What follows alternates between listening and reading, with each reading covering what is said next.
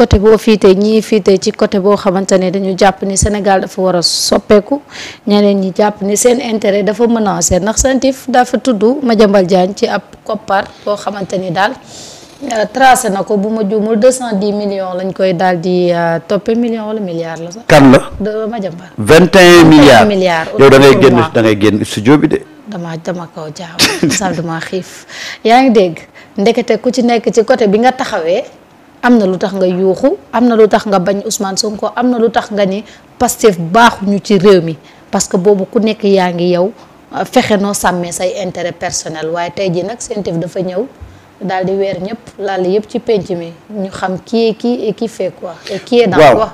waaw xam nga démb maa ngi dégg mon ami Kheuch. Il a peut-être raison quand il dit que moom il est un peu dépité quand les gens parlent de l'argent détourné, les gens en parlent di ree Kheuch des fois ree du parce que da nga kontaan wala da nga ko ñàkkal fayda c'est-à-dire que da ngay dem ba sa xol day bon wóor la ne yow soo continuer mer bi tu risques de déraper ou de péter les plombs. Tu risques juste de da ngay lancer benn sourire pour te retenir, pour te ressaisir. C'est pas parce que on minimise, c'est pas parce que on prend pas l'ampleur des dégâts. Non, si cher, Kheuch. Mais je te comprends. Mais des fois da ngay toog ba sàgg pour ne pas déraper, pour ne pas dire des bêtises, tu préfères balancer un sourire. Et il y a des sourires yoo xam ne moi je préfère même que tu m'insultes que yenn sourires yi parce que yenn sourires yi moo gën a grave sax insulte. Parce que on est député, hein cher. moo tax bul foog ne on place des sourires juste parce qu'on prend pas au sérieux ce qui est en train de se passer. On le prend trop au sérieux. Et on est député. Mais loolu mënul ñàkk. suñu xol moo jeex. Parce que ñun on est des produits du village. On sait ce que en village, ce que les villageois di daj. nga toog di dégg ne ay nit ñu ngi leen di dégg ci ay milliards. Ça fait mal. Ça fait mal. tey boo wéetee bul xam Cheikh bul xam ñun bu ñu wéetee suñu kër lan la ñuy wax ñii. bu dañ ko mënta wax rek ci micro. moo tax des fois pour ne pas déraper on préfère jouer avec un peu li suñu xol di wax. D'accord. gis nga Marieta. dafa am ñoo xam ne. yaa ngi doog a comprendre que ils étaient sur tous les coups et ils étaient prêts même bu ñu amoon possibilité attenter à la vie de Ousmane Sonko pour que Pastef bu mu ñëw pouvoir. Marieta, ce qui est en train de se passer ça te prouve taxawaayu ñenn ñi ak haine viscérale bi ñu amoon ak Ousmane Sonko. Pourquoi ils voulaient pas voir Ousmane Sonko dans l'espace public. Surtout. dama lay delloo le Joseph Ndiaye waxoon. L'histoire ne ment pas. Le comportement de ces gens-là aujourd'hui ak ce qui est en train de se passer rek. moo lay jox ne lañ ñii vraiment. ñu ngi comprendre pourquoi leur position. Voilà. C'est pas hasard. Parce que Ousmane xamoon na ñoom xamoon nañ ne Ousmane xamoon na ñu xamit ne Ousmane bu ñëwee ci pouvoir bi ñoom du ñu échapper moo taxoon nag il faisait tout pour que Ousmane bu mu falu. Et si tu as vu ils ont déployé beaucoup d'argent. Ils ont déployé beaucoup de moyens pour anéantir et Pastef et son leader. C'était à cause de ça. Marieta. lii mooy expliquer seen haine seen acharnement bi ñu amoon ci Ousmane Sonko. moo tax tey dama leen di waxaat ne leen gën leen mobiliser ci Ousmane Sonko. gën leen ko sàmm gën leen ko protéger. Parce que tey on a affaire à des gens qui se sont enrichis à des coups de milliards. Ces gens-là vont tomber par A ou B. Mais balaa ñoo tomber ils vont essayer de gérer leur survie. bu ñu leen ko may. Ce qui est en train de se passer c'est extrêmement lu garaaw la Marieta lu garaaw la Marieta xam nga actuellement lan mooy xew ci dëkk bi.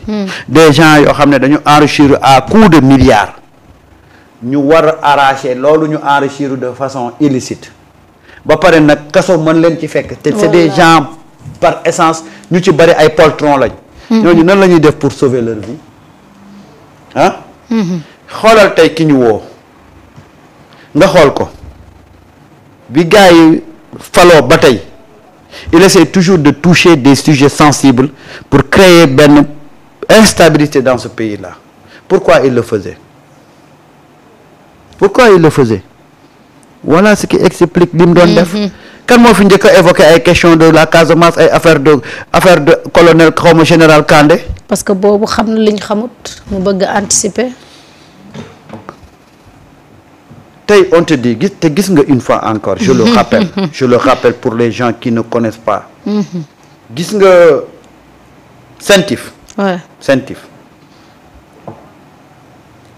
dafa nekk un instrument trop sérieux. Trop sérieux, Marieta. Gis nga dañ na la mission de la CENTIF consiste à recevoir des déclarations d'opérations suspectes, ñu koy wax DOS, émanant des personnes assujetties en vertu de la loi numéro 2024-08 du 14 février 2024 relative à la lutte contre le blanchiment de capitaux, le financement du terrorisme et de la prolifération des armes de destruction massive. ñu ne la fii ni CENTIF di liggéeyee c'est très important nga xam ne dafa am ay organes yoo xam ne dañoo am crédibilité moom ñoom la CENTIF di liggéeyal tey ñu ne la CENTIF ñi muy liggéeyal ku ci mel ni GIABA. GIABA mooy le groupe intergouvernemental d'action contre le blanchiment d'argent en Afrique de l'Ouest muy organisme régional de type GAFI danaa ñëw ci lan mooy GAFI. ñu ne la GIABA boobu est l'institution spécialisée de la CEDEAO chargée du développement des stratégies de protection des économies des États membres contre l'utilisation des produits du crime, du développement des stratégies de protection des économies des États membres contre l'utilisation des produits. Ok bu weesoo GIABA boobu ñu ne dafay liggéey ak GAFI. GAFI mooy lan? GAFI mooy le groupe d'action financière.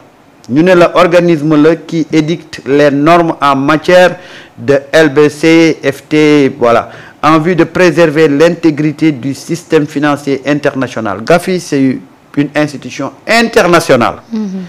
moom moo régir ñoom CENTIF ak yooyu. beneen organe bi muy liggéeyal ñu ne la le groupe EGMO. Groupe EGMO ñu ne la c'est le groupe EGMO ñu ne la c'est un forum international de 166 cellules de renseignement financier qui facilite la coopération internationale par l'échange d'informations.